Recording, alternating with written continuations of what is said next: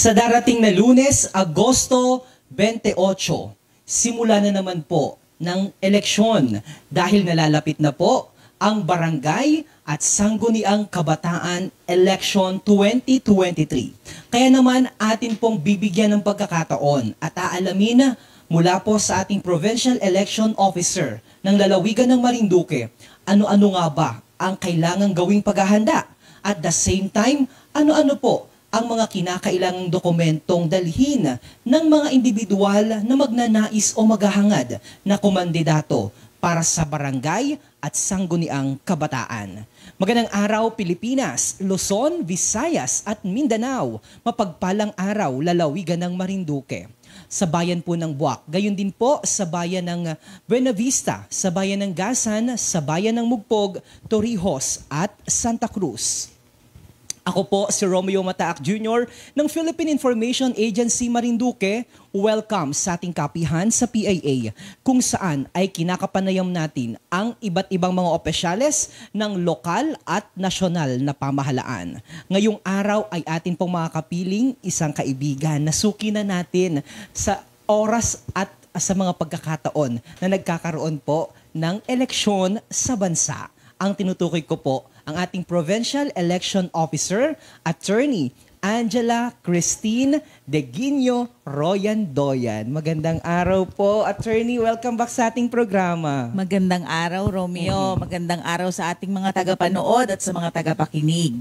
Tayo po ay live mula dito sa tanggapan ng Philippine Information Agency Marinduque sa Marinduque Information Center. Napapanood na rin po tayo mga kababayan sa Lucky 7, Channel 3 sa pamamagitan po ng Marinduque News Network. Dumarating po tayo sa tahanan ng ating mga kababayan sa bayan po ng Buwak, Mugpog at sa bayan po ng Gasan. Naka-live na rin po tayo sa official Facebook page ng Philippine Information Agency Mimaropa. Gayon din po sa Philippine Information Agency Marinduque at the same time sa atin pong media partner, ito po ang Marinduque News Network. Gayon din po sa Marinduque ngayon sa pamamagitan naman po ng kanilang Marinduque o ng kanilang GRCAT V Channel 6. Kaya kung kayo po ay may mga katanungan, kayo po ay kakandidato para sa nalalapit na halalan para sa pambarangay at para sa sangguniang kabataan, i-komento, ipadala nyo lamang po yan sa ating comment section box para naman po maipaabot natin direktamente sa ating pong Provincial Election Officer. Binabati ko pala muna ang amin pong regional head ng Philippine Information Agency Mimaropa, si Dr. Luis Cueto at lahat po ng mga kasama namin dyan sa regional office sa Calapan, sa Oriental Mindoro. Gayun din po ating binibigyan din ng pagkilala at pagpupugay ang ating pong Governor Presbitero Velasco Jr. at ang ating pong Congressman Lord Alan Velasco at ang ating pong Vice Governor Adeline Angeles at lahat po ng ating mga kasama sa lingkurang bayan. Ayan, Attorney, bati po muna kayo siguro sa ating pong mga kasama dyan po sa COMELEC. Oo, binabati ko yung ating mga kasamahan dito sa Office of the Provincial Election Supervisor at lahat po ng mga offices of the election officer dito sa ating 6 na bayan. Gayon din, binabati ko rin ang aming butihing chairman, si Honorable Chairman George Erwin Garcia ng happy birthday. Ngayon po ay birthday niya. Happy birthday po. Attorney, eto na naman, nandito naman tayo at talagang nalalapit na, ilang tulog na lamang at election period na nga po By the way, kanina rin pong umaga ay nakapanayam ng atin pong butihing Vice Gobernador, ang atin pong Attorney Christine dahil nagkaroon din po ng pagkakataon kung saan ay inilapit at ipinaalam po sa ating mga kababayan na ito na nga po at nalalapit na naman ang eleksyong pambarangay. Medyo matagal-tagal din po nating hinintay ito, Attorney. Gaano ba nga katagal bago nung na-postpone itong ating barangay election at the SK election? Tama, Kamyong. Noong huli tayong nagkaroon ng barangay at sangguniang kabataan elections ay May of 2018. So, 5 years ago na yon, more than 5 years. Noong huli tayong nagkaroon ng BSKE. At muli po nating ipapabatid at ano nga po ba yung mga naging dahilan na bakit ay na postponed itong ating barangay and SK election? Oo. Ito ay dapat na naka-schedule sana noong 2020. Pero dahil may pandemya tayo at nagkaroon ng sunod-sunod na mga postponements because of financial considerations, na i-discuss din yung budget doon. Kaya ito ay parang naantala na. So, in effect, na-extend yung term ng ating mga elected na barangay officials and appointed na rin dahil yung mga nagpuno doon sa mga vacancies. Mga considerations na valid naman kung tutuusin, oo. At ito na nga po, so medyo dahil dyan, na-extend din yung panunungkulan ng ating mga barangay officials. Oo, yun na ang effect noon. Oo. Attorney, sino-sino po ba ang mga binoboto natin o hinahalal natin pagdating sa barangay? Oo. Sa darating na barangay elections, ano ang ating mga ihahalal? Unang-una, syempre tayo ay maghahalal ng punong barangay, 1, at 7 mga barangay kagawad. Ganon din naman sa SK, maghahalal tayo ng isang SK chairperson at 7 members ng Sangguniang Kabataan. So, ngayon, nabanggit mo po kasi na yung paulit-ulit mo nung nagdalo ako nung Joint Security Command conference meeting, coordinating meeting, lagi mong binabanggit doon yung salitang regular voter, no? So, mamaya atin pong itatanong kay attorney yan. Pero ngayon pong papalapit na ang eleksyon na naman para sa pambarangay at sa SK nga po, ano po ang inyo nang ginagawang paghahanda? Oo. Katatapos lang noong aming pag-i-inspect ng mga polling places noong August 15, natapos na yung period kung saan lahat ng ating mga schools na ginagamit natin as voting centers, mga iba pang establishment tulad ng mga barangay hall, ginagamit din natin as voting center. In-inspect yan at tiningnan kung kakayanin ba nila structurally, yung physically, yung mga location ng mga school ay accessible pa ba sa ating mga voters. So, ginawa yan ng COMELEC. At natapos nga yun ng August 15 at we are happy to say na wala naman tayong mga voting center or same pa rin ang mga voting center natin except for meron tayong 2 nadagdag for this barangay elections. Meron tayong 2 voting center na nadagdag. Yung sa Gasan specifically, yung eskwelahan sa yung mga taga-barangay Libtangin sa Libtangin Elementary School na sila boboto. Which before? Dati doon sila sa Bangbang. Oo, Okay. Bangbang. Oo, ay mahigit 1,000 rin yung mga taga-barangay Libtangin. So, hinati na natin yung voting center na yon. Tapos, ang pangalawa, yun naman mga taga-Gaspar Island, ay nag-request sila na kung maaari, ay makaboto na rin sila doon sa kanilang isla at meron naman na daw eskwelahan doon. So, yung ating mga mahigit 200 voters doon, ay doon na sila boboto for the first time ngayong barangay election sa kanilang isla. Na dati ay sa Pinggan pa sila bumoboto. Wow. So, yun po yung ilan pala sa mga bagong development. Ano po? So, sa kabuuan, attorney, ilan lahat ang ating mga polling precinct na tinitingnan o pagbobotohan o yung ilan? Kasi nabanggit mo rin, meron din nga na mga eskwelahan o mga covered court. Di po ba? Meron, oo, meron. Sa kabuuan, ilan Sa po? kabuuan, meron tayong 195 na voting centers. Na dati nga, sabi ko, 193 yan nung last year, nung tayo ay nagkaroon ng elections noong 2022. Ngayon, 195 na. Yun ay 218 barangays ang ating existing ngayon. So sa 218 barangays, merong 195 voting centers. Meron pa rin kasi mga barangay na naka-cluster sa isang voting center lang. Tulad dito sa Marinduque National High School. Dahil malaki naman yun. So parang merong 2 barangay o 3 barangay na naka-house sa isang voting center. Oh, I see. Kala ko kasi, yun nga, kasi naisip ko nga kanina 218, parang naisip ko, nasaan yung natitira. Pero base sa iyong paliwanag, naka-in-house na nga, kasi magkakalapit din ang mga magkakalapit din ang barangay nila. Maliban Accessible sa kanila. Maliban po doon. Oo. So yun ang ano natin. Meron din tayong mga barangay hall, actually na mga voting center. From the last report, siguro may mga 20 pa tayo na voting center na naka-house sa barangay hall. Ito ay ginagawa natin ng paraan para sa mga susunod na eleksyon ay hindi na sila doon bumoto. Bukod sa maliit yung ating mga barangay hall, ay hindi rin ideal na sila ay doon boboto kasi dapat talaga away from the influence of our public officials, yung kaya eskwelahan ang pinipili natin. So hangga't maaari, ililipat talaga natin sila sa kung may covered court na malapit. Kaya lang, syempre, ikukonsidera rin natin yung accessibility sa mga voters. Primary consideration yun. Wow. Pero natutuwa ako, attorney, doon sa binalita mo kanina, na sa kauna-unahan palang pagkakataon, ang ating mga kababayan mula po dyan sa pulo ng Gaspar ay doon na mismo, hindi na sila mahihirapan pa. Maliban po dyan, yung mga taga-Maniwaya doon na sila bumoboto. Oo, dati naman na sila doon. May elementary naman. school kasi doon. Oo, yun lang Gaspar kasi previously wala daw eskwelahan doon. Kaya sa Pinggan talaga sila. Kaya nung nagkaroon, nagpetisyon sila na sa kanilang kapitan na ilipat na sila doon na mismo para hindi na rin sila sasakay pa ng bangka papunta sa mainland para lang makaboto.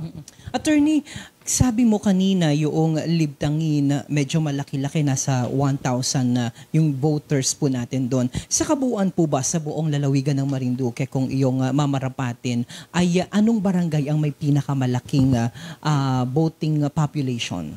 Oo, sa ngayon wala akong data. Pero ang total registered voters natin sa ngayon ay from nung 2022, 161,538 tayo. Ngayon ay 164,659 na tayo. Yun yung regular voters lang. Meaning 18 years old pataas. Okay. Ito na yung sinasabi ko, Attorney. Yung sabi Meron ko kasi kanina, tayong separate na list for SK. Ito yung 15 to 17. Okay. Oo. Pero for purposes of these elections, nakasama kasi sa list dito sa number na 57,195 yung total na SK voters, which means, di ba ang bumoboto sa SK ay 15 years old hanggang 30. So kasama yung 18 to 30 doon sa SK number natin. Okay. Oo. So yun ang total ng SK voters natin ay 57,195. Okay. At ang may pinakamalaki in terms of municipality? Ang may pinakamalaki in terms of municipality sa SK ay ang Bayan ng Buwak. Na mayroong? Actually, konti lang yung difference sandali, Yeah, so, ayan, habang tinitingnan po ni attorney kasi gusto kong parang ma-establish. 90 lang yata ang kanilang gap ng Santa Cruz. Versus sa Buwak kasi, ang total SK voters ay 13,298. Ang Santa Cruz naman ay merong 13,200. Oo. Pero ang regular voters, mas malaki pa rin ang Santa Cruz. Sa ngayon ay 40,463 na sila. Samantalang ang sa Buwak ay 37,944. Kaunti lang naman ang diferensya. Pero ang laki pala talaga, nangunguna pa rin talaga in terms of number of voters talaga ang bayan po ng Santa Cruz. Oo, totoo. Sa regular voters. Pero surprisingly sa SK, ibig sabihin, mas maraming kabataan. Ang aktibo. Ang aktibo sa bayan ng Buwak. At yun naman yung maganda. At eventually, magiging regular voters naman sila. Kasi once nagpa-register po kayo sa SK at nag-turn 18, automatic na po yan, i-transfer kayo sa regular voter ng system ng COMELEC. So, no need to register again. Oo, once nag-turn 18 yan, automatic yan na malilipat na doon sa regular voters. Ayun, attorney, kasi actually aminin ko ito ang unang pagkakataon ko na boboto ako sa barangay election. Kaya sabi ko, gusto kong malaman, kasi kanina nagtatanong ako kasi ano ba yung mga, paano ba ako boboto? Kasi di ho ba, last national election, ay kami po ay bumoto. Paano po yung mga hindi po nakaboto last election? Sila po ba'y makakaboto para sa barangay election? Oo, depende yan. Actually, mas mainam na pumunta po kayo sa inyong mga local COMELEC offices, especially doon sa mga hindi nakaboto noong 2022. Dahil baka po kayo ay na-delete na ng system ng COMELEC kasi failure to vote twice in a regular election ay ground na po yan para ma-deactivate kayo as a voter. Yung data naman ninyo nandun lang, kaya lang ang magiging status ay deactivated, which means kailangan yung makapagpa-reactivate para makaboto. Ang tanong ko po, yun po ba sa panahon ngayon na malapit ng election period? Pero maaari pa rin po ba silang pumunta sa mga offices na nakakasakop sa kanya, election offices na nakakasakop po sa kanila para magpa-activate ng sinasabi mong reactivated na mga account nila? Oo, unfortunately, noong January 30 kasi natapos yung ating period for the registration, transfer, and reactivation.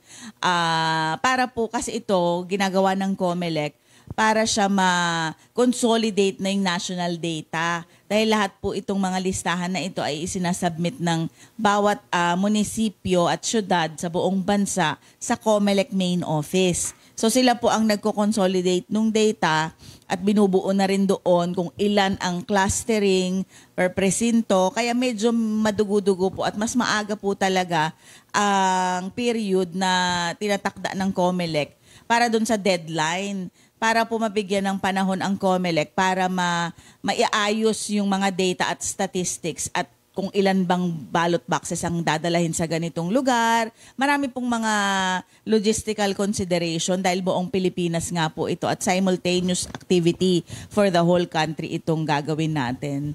Kaya mas maaga po talaga yung mga registration deadline. Okay. Actually, ang dami ko pong katanungan bilang ako po ay unang boboto para po sa barangay. Itong aking unang pagkakataon para bumoto sa barangay and SK election.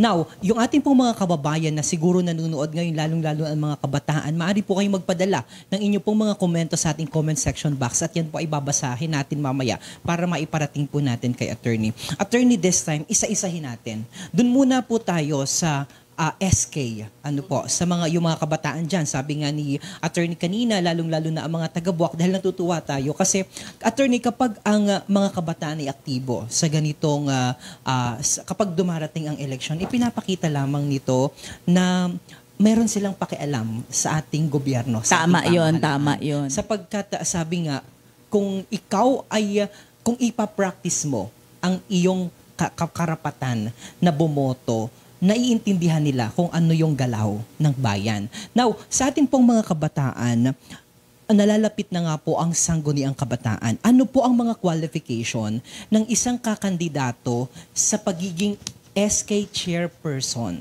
Oo. Parehas lang naman ang qualifications ng SK chairperson at saka na ang member ng sangguniang kabataan. Mm-hmm. So, dapat sila ay ang edad 18 to 24 years old on the day of the elections. So sila lamang po yung pwedeng kumandidato. So tapos sila po ay dapat citizen ng Pilipinas, ang registered voter in the barangay where they seek to be elected, at dapat ay sila po ay residente ng barangay sa nakalipas na taon, isang taon. Oo. Mm-hmm. Oo. Tapos sila rin po dapat ay hindi related within the second civil degree of consanguinity or affinity to any incumbent elected public official in the national, municipal, city, or barangay. Paliwanag po natin yon, attorney. Halimbawa, pasok na ako, nakuha ko na yun, pero yung panghuli na dapat hindi ako related sa isang nakaupo, halimbawa, mayor. Mm-hmm. So, kung ako ay anak ni mayor, dapat hindi ako kwalipikado tama yon na bumoto. Oo, ng hindi. kumandidato Na pala. kumandidato. Na Hindi ka kumandidato. kwalipikadong kumandidato. Okay. Okay. Yan po ba ay... Alright, sige. Eto, mga kabatbayan na nanonood ngayon, ang halaga po, bali ang atin pong iluluklok, isang SK chairperson, and then ilan po ang mga members nito? Pitong members ng Sanggunian Kabataan. Ipaliwanag mo nga sa amin, attorney. Halimbawa, sa yung first 7, yun yung makakakuha ng pwesto. Okay. Tama. Okay. So ano-ano po yung kailangan nilang ihanda na mga dokumento, yung mga kakandidato muna? Kailangan ay mag-submit sila ng Certificate of Candidacy for the position that they are vying for. Meron pong mga forms available sa COMELEC website or sa mga offices of the election officer. Ang form po na ito ay back-to-back. So, hindi po pwedeng 2 pages ang isubmit. Back-to-back kailangan.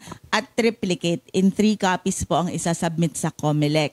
So, pinapayuhan po namin ang lahat ng mga nais kumandidato na huwag pong i-alter ang form dahil baka po kayo ay magkamali at meron kayong ma-miss na number, ay ito po ay ground para po ma-deny ang inyong Certificate of Candidacy.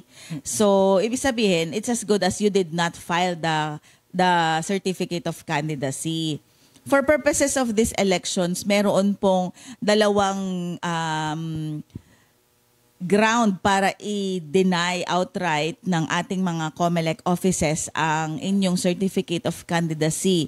Number 1, yun pong sa age requirement. So kung nakita po sa system ng COMELEC na kayo ay underage or overage, hindi na po tatanggapin ang inyong COC. Pangalawa, kung hindi po kayo registered voter, based din po doon sa system ng COMELEC din. Yun lang naman po ang titingnan ng COMELEC. Dahil yun lang naman po ang data na meron kami.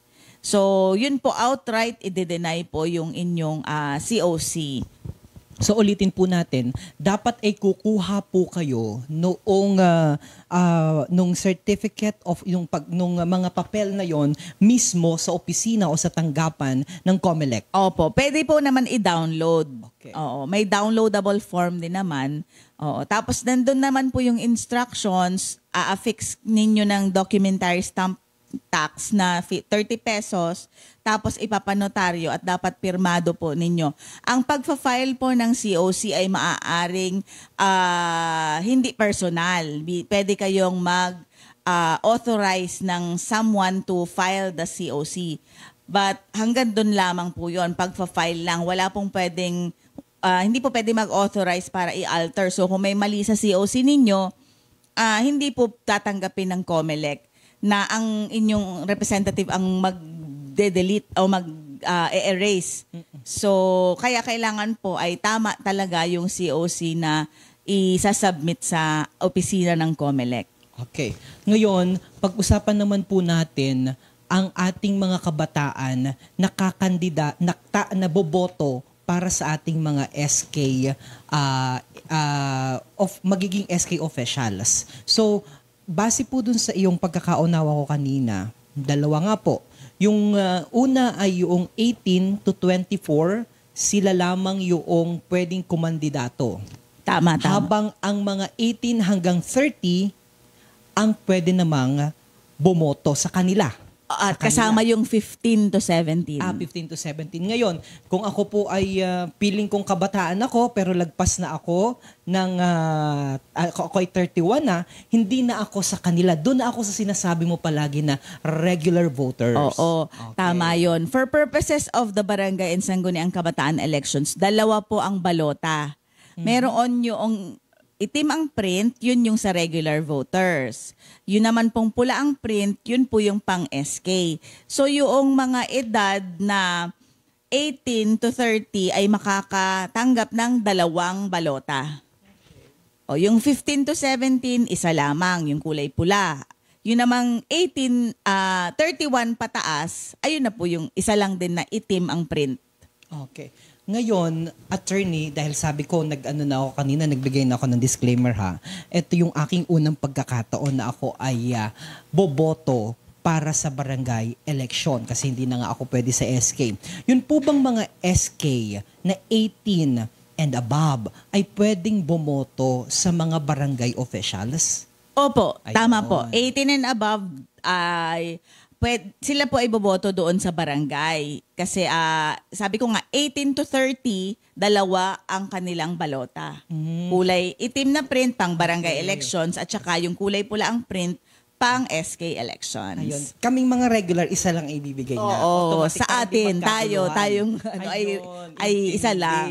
Ayun. Kaya kasi medyo challenging din lalong-lalo na po sa mga magsisimula pa lamang at ngayon pa lamang ipa-practice ang kanilang karapatang bumoto. So, ngayon pag-usapan naman po natin, magtungo naman po tayo, attorney, doon sa mga barangay officials. Sa barangay officials naman po, isang kapitan, Isang punong barangay, oo, tama. isang punong barangay. At 7 rin ang barangay kagawad. Okay. Attorney, meron ba silang kagaya sa national na parang halimbawa party list tuloy, partido, halimbawa si Party 1, ang kanyang mga kaalyado na SK si Party 1 SK. And then doon naman sa kabila kalaban, Party 2, kaalyado naman niya yung Party 2 SK. Ganyan po ba? Or kahit walang kapartido ang mga SK na kakandidato? Oo. Ang nature kasi ng barangay at saka sangguniang kabataan elections ay non-partisan. Ibig sabihin, walang parti-partido. Walang, kung magkakagrupo, iisang adikain pwede, maggrupo-grupo. Pero kung gusto kong tumakbo, ako lang, independent, pwede rin. So, kahit sino po pwedeng tumakbo. Wala pong kailangan na partidong kinabibilangan, yung mga national political or local political parties natin, hindi po sila kailangan na kabilang. So, dahil non-partisan nga po ito. Okay. Pero wala naman din po o hindi din naman po nililimitahan. Halimbawa ay tatlong lamang sila, partido o grupo lamang sila para sa SK o para sa barangay. Walang ganon. Wala po, oo, wala. Walang ano. Kung halimbawa nga magkakagrupo kayo kahit 20 pa yung kasama ninyo bilang barangay kagawad, walang pero 7 lang talagang kukunin. So may the best person win, 'di ba? So kung sino na lang ang manalo doon sa 20 na kagrupo mo. Okay. So pag-usapan naman po natin itong boboto naman, which na-clarify ko na rin naman kanina para sa ating mga barangay officials. So ito nga yung 18 and above. Yes, 18 and above. Okay. Now, attorney, magpa-file na sila, magsisimula na silang mag-file sa atin pong mga COMELEC offices sa darating na Lunes. Sa darating po na Lunes ay holiday. Bukas po ba kayo nun? Oo, dahil yun talaga ang simula at hudyat ng election period. So, alas 12 pa nga lang ng midnight ay nagtatrabaho na kami dahil ito naman ay kick-off ng ating checkpoint. Kasama katuwang natin dito ang PNP para sa gun ban. So it is the mark of the period na prohibition ng gun ban. So kaya kasama natin sila dyan. 12 midnight, tapos alas 8 ng umaga naman ang umpisa ng filing. So 8 to 5 ito from August 28 hanggang September 2, which is a Saturday. So 6 days lamang po ang binibigay ng COMELEC para po makapag-fain ng kandidatura ang mga manais tumakbo sa barangay and sangguniang kabataan elections. Okay. Sa loob lamang ng 6 na araw, kayo po ay pinapayuhan o dapat mag-file ng inyong pong Certificate of Candidacy. Once attorney na nakapag-file na ng kanyang Certificate of Candidacy ang isa sa mga barangay official or SK officials na kakandidato, ano-ano na yung kanyang dapat hindi gawin o ipinagbabawal sa kanya? Oo, dahil ito ay barangay and sangguniang kabataan elections, which is a manual elections, ay the minute na nag-file ng COC or Certificate of Candidacy ang isang kandidato, siya ay automatic by definition and by legal definition deemed a candidate. Which means nag-attach na sa kanya ang mga prohibitions relative to elections. Dahil ang campaign period na itinakda ng COMELEC ay magaganap pa lamang sa October 20 to 28, ay hindi pwedeng mangampanya. October 18 pala, 18, sorry. October 18, 19 to 28, 10 days lamang. 19 to 28 ay, correct that, October 19 to 28 ang ating campaign period. So, bawal pong mangampanya simula September 3 hanggang October 18. Oo nga. So, teka, ba't ganun ba, attorney? Bakit may period pa ng paghihintay bago tuloy ang mangampanya? Oo, hindi kasi ang sinet ng COMELEC na period to campaign ay 10 days lamang. Hindi pwedeng matagal dahil ito naman ay barangay. Kumbaga maliit lang naman ang iikutan nila. So, hindi kailangan ng pagkahaba-habang panahon. Hindi naman ito buong bayan ang kumpara sa regular election natin na kung ikaw ay taga Buwak, ay di 60 ilang barangay ang iyong iikutan. 'Di ba? Ito naman barangay. So kaya mas maiksi. Oo, maiksi lang ang ating lalakarin. Okay. Kaya 10 days lang.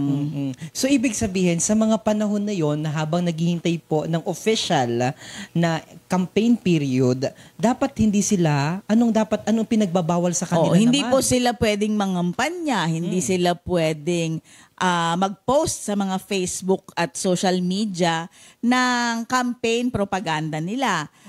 Hindi rin pwedeng mamigay ng mga kung ano-anong mga freebies na may mga mukha ng mga kandidato. Bawal pa rin mag-display ng mga tarpaulin kahit sa sariling bahay lamang. Dahil nga po, pinagbabawal natin ang premature campaigning. So, kumbaga sa size naman ng poster, wala naman tayong dinedeklara na size kung sa private property ilalagay. Pero dapat sa campaign period pa lamang mag-umpisa. Hindi pwede yung before. Dahil nga, malalaman na kasi natin by September 2 kung sino-sino yung mga nag-file ng candidacy. So, dapat wala na silang mga poster muna. Dahil kandidato na sila. So, sabihin... Even sa kanilang mga personal Facebook pages? Hindi po. Kasama na po yun sa mga prohibition. So, magkakandak din kami ng mga Operation Baklas para din ma-ensure na i-level natin yung playing field.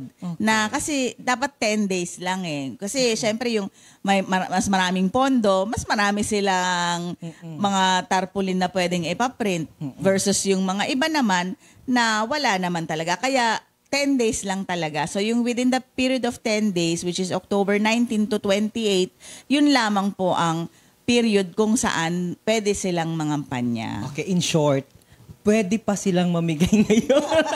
Wala akong sinabing ganon, Leong. Hanggat hindi pa po dumarating ang 5 Hindi sa akin ang galing yan. Hindi, naisip ko lamang, ilang tulog na lamang, kaya siguro, huwag yun samantalahin. Di ba, attorney? Huwag yun samantalahin. And for sure naman, attorney, yung mga nagnanais dapat na kumandidato, dapat ay hindi lamang naman sa panahon ng eleksyon nakikita. Yun. Dapat ay sa mahabang mga pagkakataon na kasama kayo sa mga kabaranggayan, lalong-lalo na kapag may mga pangangailangan kagaya ng bagyo, dapat ay nakikita na po ang inyong serbisyo. Yan, di ba, attorney? Doon sasangayon si attorney. Tama, Attorney, doon naman tayo sa period kung saan ay kampanyahan na. Okay, exciting part na ito. Yan po ay alas 12 pa lamang ng araw ng pwede na, di ba? Alas 12 ng madaling araw ng September... October 19. October 19, kahit alas 12 ng madaling araw, pwede na silang mga lampag. Pero syempre, bibigyan din naman natin ng respeto yung ating mga kababayan. Dahil meron din naman tayong mga municipal ordinances siguro against doon sa kung ang pagvi-videoke nga ay hanggang alas 10 lang ng gabi. Dapat ganun din sa mga barandilyo nila. Di ba? Wag naman yung... Pero kung sa Facebook, attorney, pwede na. Pwede yun, sa mga Facebook, pwede na yan. Pero wag na yung mga barandilyo. Tapos pwede na rin silang maliban kung gusto nyo magpa-post sa mga radio, yun na yung umpisa. Pwede, pero ika-count man namin yun as dun sa, kasi meron din naman talaga rin, kahit barangay, meron silang responsibility to declare their election contributions and expenditures. So magsasubmit pa rin ng SOSE. Di ba sa sa national, parang meron limit. Halimbawa, sa number of voters, parang may amount lamang. Parehas pa rin dahil ito ay wala nga po silang political party, 5 pesos, 5 per pesos. registered voter. Okay, nako. Talaga naman, ano po. So, balik tayo, attorney, dun sa campaign period na. So, during the campaign period, kasi sabi mo kanina, pag hindi pa campaign period tapos ay nangampanya na sila, anong kaso doon? Mapafilean sila ng election offense. So, kapag nag-file ng election offense, ay magkakonduct tayo ng hearing kasi premature campaigning nga yun. So, kapag sila ay napatunayan na nag-violate nga doon, then unang-una madidisqualify na sila, matatanggal pa yung pangalan nila sa listahan ng botante, hindi pa sila pwedeng makakuha ng anumang posisyon sa gobyerno. Okay. Plus, makukulong pa sila. Maaari silang makulong ng 1 year up to 6 years. Okay, so Dahil criminal nature ang election offense. Ayun. So, attorney, sa pagkakataon naman na election period na, ano-ano naman yung mga dapat, unahin yung mga pwede nilang gawin? Malaya na sila mga kampanya, ano naman yung mga hindi nila dapat gawin? Marami kasi tayong mga election ban. Una na nga yung sa gun ban. Bawal na yan. For the duration of the election period, which is August 28 hanggang November 29, ay in effect ang ating gun ban. So, bawal magdala ng baril or any other firearms or deadly weapon. Tapos, bawal din ang mga use of public funds. Meron tayong period na sinet dyan, especially for social welfare services. September 15 ang nakaset natin dyan.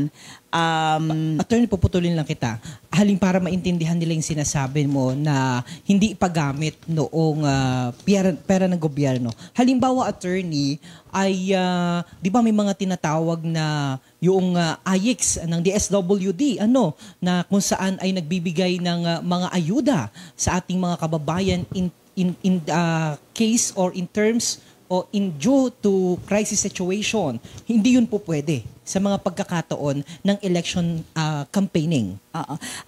Merong nilabas na resolution ang COMELEC, siguro mga 2 weeks ago lang, specifically mentioning the AIX, yung assistance to individuals in crisis situation. Oo. Absolute ang prohibition ng COMELEC dito sa pagbibigay ng AIX sa period na 10 days before the elections, which is October 20 hanggang 30. Bawal po yun. At any level, walang exemption. Versus doon sa sinasabi ko kanina na use of public funds na ang prohibited period naman ay September 15 hanggang October 30. Yung kasi meron tayong mga burial assistance, meron mga binibigay na mga kung ano-ano pang ang ating mga local government units. Yun ay pwedeng ihingian ng exemption sa COMELEC Law Department. Oo. COMELEC Law Department, Oo, hindi sa inyo? Sa amin po, Election true sa officer? amin, pero kasi naka-email yun kasi sa sila yung nagbibigay ng exemption, Okay. ang COMELEC na Law Department, doon sa mga assistance na yun. Pero isa pa sa dyan, syempre yung kung mayroon naman calamities, disasters, exempted naman yon doon sa natin, prohibition. Pero yung AIX talaga, specific yan, naka-mention doon sa resolution natin na prohibited siya absolutely for 10 days before the elections. Ayun. So maliwanag po yan mga kababayan. At ako ay excited na pero magbabalik po kami mga kababayan. Makalipas lamang po ang ilang mga paalala. Diyan lamang po kayo.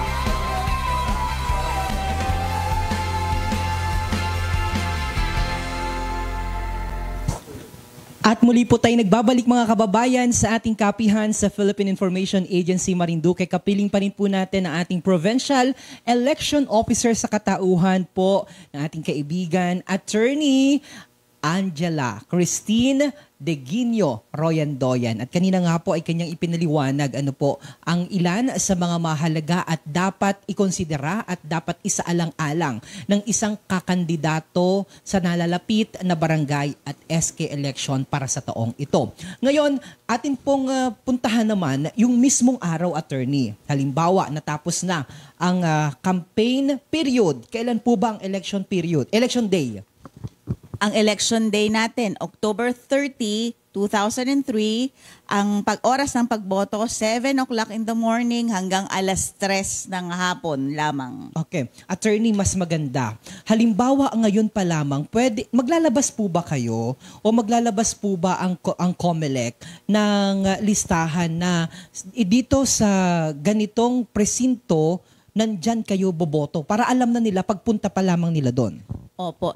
Actually, sa kasalukuyan ay nakapost na sa ating mga COMELEC offices at sa mga barangay yung precinct computerized voters list na i-print na namin ito as of July pa. Mm-hmm. So, pwede na pong i-verify doon sa listahan na nakalagay doon sa mga opisina ng COMELEC or doon sa barangay. Or pwede rin naman kayong magtanong sa aming opisina para ma-check po sa computer. Okay. So, yun ay dapat mismo ang mag-check ay opisyal o staff ng COMELEC. Wala na po ba yung kagaya dati na pwedeng ako mismo yung pwedeng mag-verify o mag-validate sa website ng COMELEC? Oo. Noon kasi meron tayong yung anong tawag dito na ma-check mo precinct finder. Mm-hmm. Sa ngayon ay hindi ko alam kung may ilalabas na ganoong system sa ngayon pero sa pagkakaalam ko nire-reactivate naman ito pag malapit na ang election, but I'm not sure about that 100% pero I'm sure ibibigay yan sa or ilalabas yan ng COMELEC mga days before the election. Just the same, meron pa rin tayong voters assistance desks na ilalagay kung on the day of the election ay nakalimutan ninyo yung inyong mga presinto at kung saang classroom kayo. Meron din pong ipapaprint na 2023 mga barangay voting center map para rin alam ninyo kung saan yung presintong yon. May ipiprint ang ating mga principal na ganon. Mga head of schools natin para rin ma-guide yung ating mga botante kung saang classroom yung presintong ganito. Okay. Pero ganito, attorney, kung ako ay bumoto last 2022 election, parang kampante na ako na ngayong election period, nandun yung pangalan ko. Tama, correct. Tama yon. Ang kung nag-aagam-agam at gustong makasiguro, magtungo na po agad kayo sa COMELEC office na nakasakop sa inyong mga barangay o mga pamayanan. Yon. Now, attorney, during the election, yung pinakang araw na po ng botohan, ay dahil nabanggit mo po na maliliit lang naman, ang ating dahil barangay level lamang naman po yan, so ibig sabihin po, kung ang isang barangay ay may maliit lamang na botante, mabilis, kailan po isasara yung isasara yung ating oras sa election mismo? Alas 3 ng hapon po. Alas 3. So dapat yung mga kababayan natin makaboto na bago mag alas 3. Now, kung nandun po sila at hindi halimbawa, hindi nakaboto agad dahil may mga ginawa pa, pero saktong alas 3 sila nagtungo. Basta kayo ay nasa vicinity na noong inyong polling center or polling precinct ay papabotohin kayo. Okay. May ililista po yung pangalan or yung mga nasa waiting area pa. Meron naman kasing gagawing holding area ulit yung ating mga electoral board para naman masigurado na orderly yung ating pagboto. Okay. Tapos pagkatapos po nun, magsisimula na ang canvassing. Sa level na po nila yon. Unang-una bilangan muna. Dahil nga ito'y manual. Okay. So, tara-tara ulit tayo. So, ayun ay mga Manila paper na malalaki at magtatara yung ating electoral board. So, doon pa lang po yun sa precinct level. bago pa po nila i-transmit or i-submit, actually hindi transmit yung word, i-submit Kasi doon sa personal ating nilang dadalhin. Oo. dahil within the same naman yon. Nandun din yun sa loob ng voting center yung ating Barangay Board of Canvassers. Okay. So Ang doon Barangay Board of Canvassers, binubuo nino? meron tatlo rin yon. Meron silang chairman at 2 members. Ito rin po ay mga teachers, but they are not necessarily the electoral board. Okay. So doon na rin, pag nadala na po sa kanila sa Barangay Board of Board of Canvassers, pag na halimbawa nakita na, lumabas na yung number 1 na barangay official na panalo bilang punong barangay at yung first 7 na barangay kagawad, same with the SK, doon na po ba yung proklamasyon? Doon na rin ang proklamasyon. Sino po Sila ang magpoproklama? magpoproklama, yung Barangay Board of Canvassers. Ayun. Kasi di ba dati dito ho, nung nakaraang eleksyon, nagsasama-sama ho tayo dito. Oo, sa national and local yon na kami ang canvassers. Pero kasi sa barangay and SK, meron tayong kino-constitute na Barangay Board of Canvassers per barangay level. Anong magiging function una ikaw po? Sa amin kasi kami ay monitoring for purposes of these elections at saka sa amin din dadaan yung actually, kami ang makikipag-coordinate sa provincial treasurer para doon sa safekeeping ng ating ballots. Kami rin ang mag-e-ensure na lahat po ng ating accountable and unaccountable forms ay maidala or maibigay sa ating electoral board para masigurado rin na yung election ay tatakbo sa tamang oras. Same with the mga municipal election officer. Oo. Tapos sila rin po yung nagko-collecta rin naman noong mga accountable forms pabalik yung mga ballot boxes at results ay sa amin din po yan ibinibigay pagkatapos na nilang maiproklama. Ayun. So, excited na ho ako dahil may mga kakilala din ho tayo na kakandidato. So, ating malalaman ho ang inyong kapalaran sa darating na October 30. Yan po ay isang araw. Mabilisan lamang po yan. Ano? Oo. Isang araw and simultaneous for everyone. Maidagdag ko lang, for purposes, although hindi naman ito related sa ating probinsya, but for purposes of these elections, merong 3 programa ang COMELEC na gagawin. Pilot test ito. To determine if we can do it sa next elections on a nationwide level. Number 1, magpa-pilot test tayo ng automated barangay and sangguniang kabataan elections in 3 barangays. 2 sa Cavite, sa Dasmariñas, at saka 1 sa Quezon City. So, they will be using the machines that we used in 2022. But the same pa rin yung time. Walang magbabago doon. Just that magiging automated yung kanilang pagboto. Number 2, magkakaroon din tayo ng pilot testing ng mall voting in selected malls nationwide ito. Pero nag-conduct kasi ng mga consultative meetings ang mga botante dito para masigurado na gusto nila yung pag-mall voting. And pangatlo, yun namang early voting for our senior citizens at saka yung PWD, which means they will have an extra hour to vote, 6 a.m. ang kanilang oras. Selected lang din ito. So 3 yung ipapilot test natin na programs ngayong BSKE. Hopefully, ang direction niyan by 2025 ay automated na yung ating pati barangay and sangguniang kabataan elections. That's good to hear. And speaking of mga PWDs at mga senior citizen, during the election day, meron po bang nakaalat na parang special lane para sa kanila? Oo.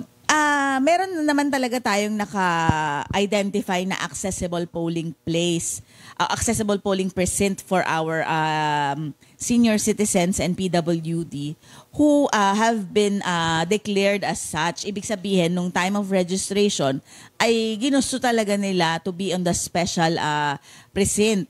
So, exclusive yon para sa kanila. But just the same, kung nasa regular presinto sila, mayroon pa rin silang preference doon sa pila.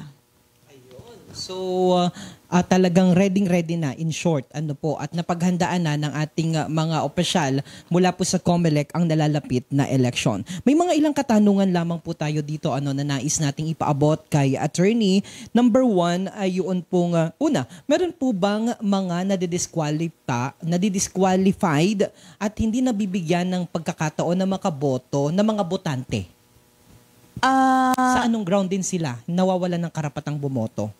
Ang ibig sabihin, disqualified on the day of the election? Hindi po. Hindi sila halimbawa, may na-violate sila. Oo. Ang mga grounds para ma-strip off ka of your right to vote ay yung ating mga convicted felons na declare na ng talagang final na yung decision nila, convicted na sila. They are stripped off of their right to vote at least for 5 years after their service of sentence. Kasi yung ating mga detainees, meaning yung mga PDL natin, meron pa silang karapatan. Kaya lang, for purposes of these elections, wala tayo kasi kukonti lang naman yung ating detainees dito.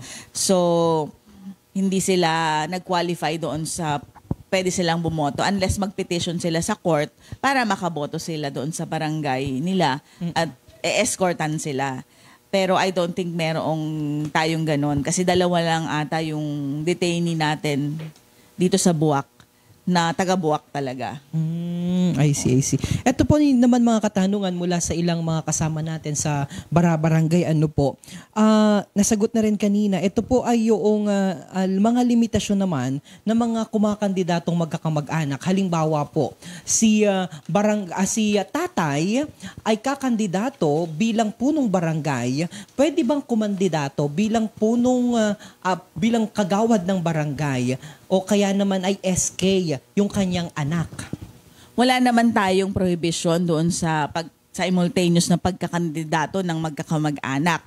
Ang prohibition lang talaga is for SK, yung aspirant, na mayroon siyang kamag-anak na incumbent. Halimbawa po? Public elected official. Halimbawa, di po ba elected officials din ang punong barangay?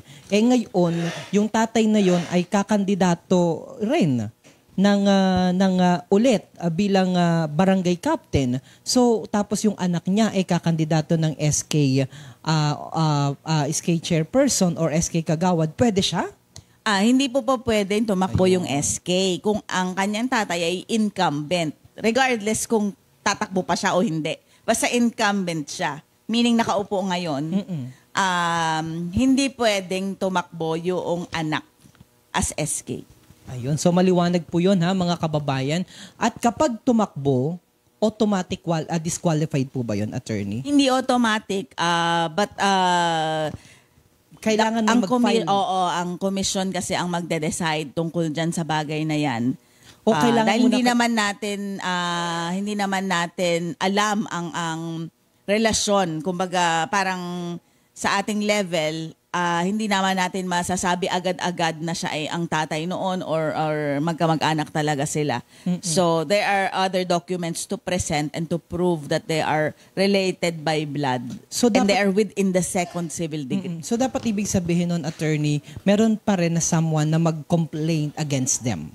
Tama yun. Ayun. Na isasamiti po yun sa office ng COMELEC. Sa amin, sa opisina ng COMELEC. Okay. Yun po ba halimbawa, attorney, yung mga nasa barangay level, pwede bang dumiretso yun sa provincial level ng COMELEC? Pwede naman. Wala namang tayong prohibition na kailangan ay mag-umpisa muna sa... Ganon din naman, ini-endorse pa rin naman yan sa amin. And just the same kami rin, i-endorse pa rin naman namin yan sa national office.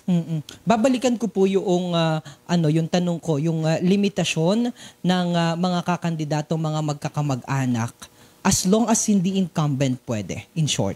Tama, oo. Ayun. So maliwanag po yun, mga kababayan. Attorney, maliban po doon, may mga nakalimutan ko palang itanong. Meron po ba tayong mga hotspot na mga barangay dito pagdating sa election? Wala tayong hotspot.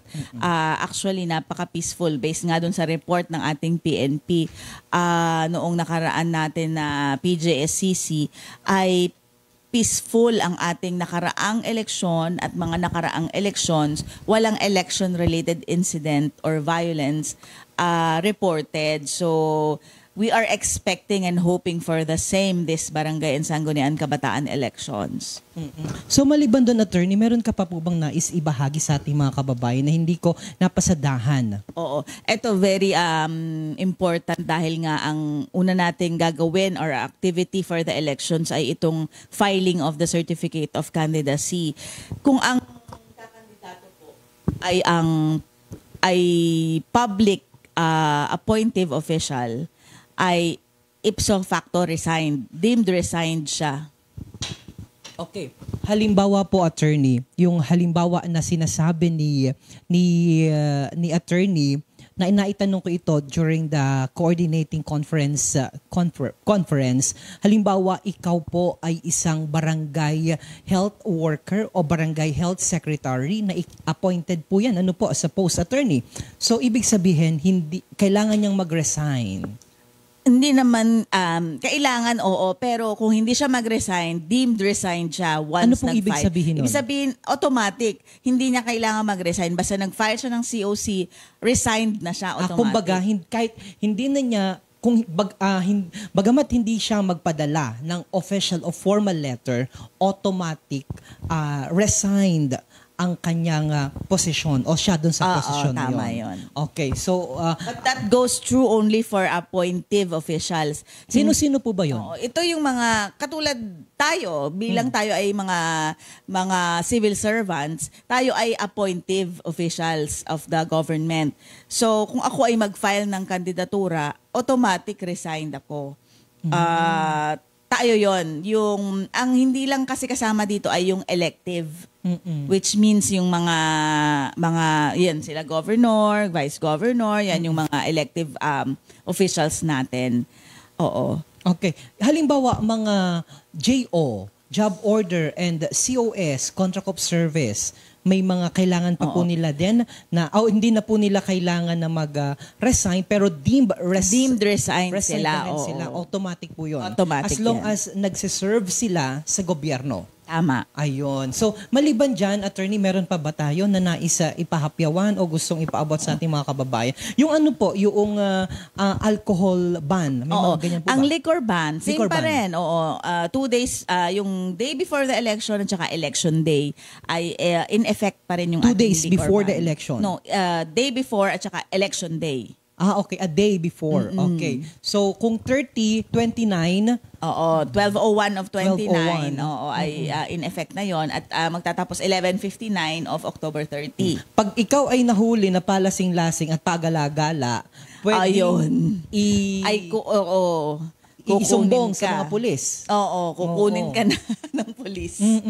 Yun. So, kumusta, attorney, sa kabuuan ng atin pong ginagawang paghahanda para sa nalalapit na barangay SK election, ano po ang ating status dito sa buong Marinduque? So far ay wala naman tayong mga mabibigat na mga challenges dito sa paghahanda natin. Mga minor lamang na details na kailangan i-polish at siguraduhin na maayos. Tulad sa ngayon ay kasalukuyan kaming nag-pull together noong mga electoral board natin. Bagamat mayroon na tayong mga existing na listahan kung sino-sino yung mga magsaserve as electoral board, ay kinakailangan pa rin naming ikonsidera kung sila ay magkakaroon or kung meron silang mga kamag-anak na magfa-file ng Certificate of Candidacy at yun ay matatanggal sila doon sa listahan dahil bawal sa kanila na meron silang kamag-anak na tatakbo doon sa barangay kung saan sila magsaserve. So yung mga ganong detalye lang naman, yung sa composition kasi nung ating electoral board, meron din tayong mga qualifications na sinusunod dyan insofar as yung kanilang pagsaserve. So ang gagawin na lang dyan, ililipat na lang namin sa ibang barangay para hindi na rin tayo magkaroon ng problema at magkaroon ng mabahiran ba yung resulta. Oo. Dahil ito kasi ay manual, sabi ko nga manual, may discretion yung ating electoral board doon sa pagbasa noong mga nakasulat, kung gaano man kaganda yung pagkakasulat, dahil ito nga ay manual, isusulat ng mano-mano yung pangalan ng kandidato na gusto nilang iboto. Baka halimbawa si so, A ang sinulat ay B ang basahin. Oo, mahirap kasi yung kaya maigting din dapat yung mga watcher natin dito. So, attorney, speaking of watcher, puputulin lang kita. May mga, di po ba kapag national election, merong mga watcher, may mga watcher din po? Opo, parehas lang din. Ang bawat kandidato ay entitled sa kanilang watcher. At meron naman din sariling watcher yung ating PPCRV. Ayun. So basta merong watcher ay importante yon dahil syempre, baka nga rin naman sa sobrang pagod ng ating mga teacher, hindi naman natin, correct. Hindi naman sila mga makina, napapagod rin mga mata nila, maiba-iba na rin yung basa or mahihirapan sila magbasa ng magagandang sulat. Correct. Lalo pa, attorney, at total nabanggit mo rin ang ating mga bayani, mga guro, nalapit na rin ang muling pagbubukas ng taong panuruan. Oo, isa pa yan at mayroon pong pasok na yun, yung ating eleksyon. Hindi katulad na pag May natin ginagawa, yung iba ay wala pa. Pero ito, dahil October 30, kasalukuyan pa rin ang klase nung mga panahon na yon at medyo maulan-ulan pa. So marami tayong considerations dito sa gagawin nating election ngayong BSKE. Ayun. So, attorney, pang wakas na lamang, pang huli para sa akin, yung atin pong mga kababayan na sabi nga po ikakandidato, pero babalikan ko lamang, attorney, kanina, sabi mo kasi manual. So, kapag nag-file na po sila ng Certificate of Candidacy, tapos wala naman pong maging aberya doon, ang magpiprint po nun kayo? Sa level po ninyo? Wala pong ipiprint na yung balota po kasi natin ay isusulat, di ba? So halimbawa... So ang ipiprint lang namin ay list of candidates. Okay. So meron lang pong nakapost na listahan sa harapan ng classroom. Malaki po, nandyan. Oo. Okay. Pwede rin magdala ng kodigo yung ating mga kababayan para madali na rin lang ang pagsulat nila. Okay. So wala itong shading. Hindi po tayo shading. Ulitin po natin, attorney, ha. Meron kayong halimbawa sa isang barangay. Halimbawa dito na lang, wag na tayong umikot. Bangbangalon. Meron ditong 3 kandidato para sa kapitan and then so and so forth para sa mga kagawad. Yung listahan na yon nandyan sa isang harapang bahagi ng polling o mga presinto nila, doon nila titingnan. Oo, doon din saan naman nakasulat yan? Manila paper po ba yan? Depende yan sa ating mga teacher. Pero meron din naman listahan na nandoon sa balot secrecy folder. Okay. So may makikita rin nila habang bumuboto sila, pwede rin nilang i-check. Kumbaga meron yung nasa likod. Halimbawa ay may papel na nandun lahat. Oo. Pero doon lamang nila isusulat sa balota na ibibigay. Ayun. So ang ibibigay, ang makukuha nila yung sinasabi mo na kulay itim para sa regular and then kulay pink, red. Pula ang print. Attorney, siguro pwede ho ba kami makakita niyan para ipapakita ho namin sa ating mga kababayan sa mga susunod po ng mga pagkakataon para naman po maalaman na nila, ito pala yung kulay pula, ito yung kulay itim. Sige. Meron tayong sample niyan. Ayun. At the same time, yung parang mukha po noong yun. Kasi ako rin medyo hindi ko alam, so gusto kong makita kung ano yung hitsura ng ating pagsusulatan. Kasi very challenging din, attorney, kasi kung dati nga yung iba na ating mga kababayan na walang kapasidad, kasi may mga ganyan pa rin po tayo na mga kababayan at hindi naman po natin sila, kumbaga binibigyan ho natin sila pa rin ng pagkakataong makaboto. So, paano yung mga no read, no write nating mga kababayan? Meron naman, may assessor naman, allowed sila ng assessor, yung talagang mga hindi makakapagsulat. No read, no write. May assessor naman yan. Pwede rin ang electoral board mag-assist doon sa, kung wala talaga silang kasama. Kasi mahaba-haba po ito eh. Hindi naman kasi na apelido lang. Kaya lang, kung may mga ka-apelido, yun lang magkakaroon ng ano. Sayang. Okay. Dapat buong pangalan talaga ang isulat or yung nickname. Kaya nila, sa COC rin, meron din naman doon na nickname pa rin. So kung nickname dapat maiksi lang para madali pong tandaan at madaling isulat ng ating mga kababayan. So, ano po yun, ha? Technique po yun, ha? Coming from attorney. Kasi pag nickname ang isinulat, ika-count naman yun sa kanila. Ayun. So, yun importante po yun. Kasi wag lang meron silang kapangalan or kagaya rin na nickname. Kapangalan or may incumbent na na tumatakbo rin, tapos parehas sila, automatic sa incumbent mapupunta yung boto nun. Oo nga, yan Ayan yung na yung mga nangyari. appreciation of ballots na ituturo namin sa mga electoral board natin. Review na lang naman dahil karamihan naman sa kanila ay mga nakapag-serve na noong mga nakaraang manual elections. Ayun. So maraming salamat po, attorney. Ako po ay naliwanagan na bilang ngayon po ang aking unang pagkakataon na ako po ay makakaboto para naman sa barangay and SK election. Maraming salamat po, attorney Angela Christine Deguino Royan-Doyan, sa inyong binigay na oras sa amin. At kami po ay nalulugod dahil muling binigyan mo ng maayos at the same time ay wastong kaisipan at impormasyon ng ating mga ginigilo ng mga kababayan. Maraming salamat din sa pagkakataon na kami ay nakapagbahagi ng aming proseso para naman din ito sa kaalaman ng ating mga kababayan, para rin hindi kayo parang ligaw doon sa proseso na gagawin natin. Sa mga susunod na araw, kami po ay talagang papaigtingin namin yung aming voter information at voter education sa pamamagitan ng mga pagsasalita sa mga radyo, sa aming Facebook page. Magpo-post po kami ng mga additional information para rin po lalo naman ninyong maintindihan kung ano yung proseso na gagawin natin. Ayan, dahil dyan nanonood, speaking of radio, ang ating radio anchor mula po sa Radyo Kamalindig, DJ Yas Rosas Soberano Gapelango. Magandang araw sa lahat ng ating mga kababayan dyan naman sa bayan ng Buena Vista. At ano po ba ang official Facebook page ninyo? Comelec Marinduque po. Comelec Marinduque, madali lang pong hanapin. So kung may mga concern po kayo and pretty sure from time to time ay nagbibigay o naglalabas po sila ng update sa kanilang official Facebook page. Gayun din po yung pong mga infomercial na ipinagkaloob po sa atin ni attorney ay atin pong ipapalabas sa telebisyon para from time to time ay kayo po ay maging aware para dyan. At ako naman po, si Romeo Matar Jr. ang inyong nakapiling dito po sa ating kapihan sa pamamagitan po ng ating tumayong direktor para sa araw na ito, si Mr. Jopit Lumagba, sa ating creative cameraman, Mr. Emmanuel Asperas. Gayon din po sa ating production, si Mr. Hercules Olanyo, at ang atin pong kasama sa production din, Mr. si Klein ay atin pong nakapiling dito. At sa pamamagitan po rin ng aming regional head, si Dr. Luis Cueto. Ako po ay pansamantala nagpapaalam, magkakitaan at magkarinigan po tayo sa kaparehas na oras at timpilan. Ito po ang kapihan sa Philippine Information Agency. Maraming salamat po.